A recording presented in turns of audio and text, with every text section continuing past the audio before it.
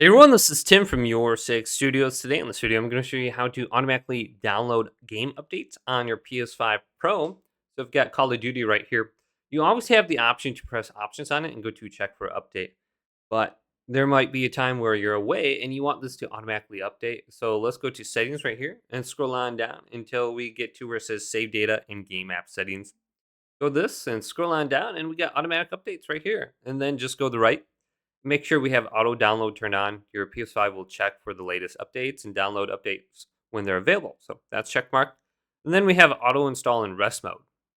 Now to have this download, go to power and then go to enter rest mode. Charge controller, download updates, and spend your games. So just make sure you have it in the rest mode when you're away from your PS5, and you should download any kind of update.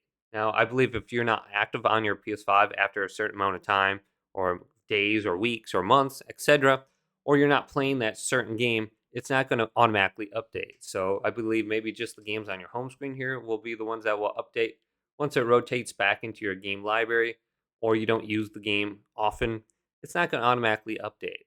So hopefully this video did indeed help you out. If it did, leave it a big thumbs up and subscribe my channel down below for more tech out videos coming up next on Your Six Studios.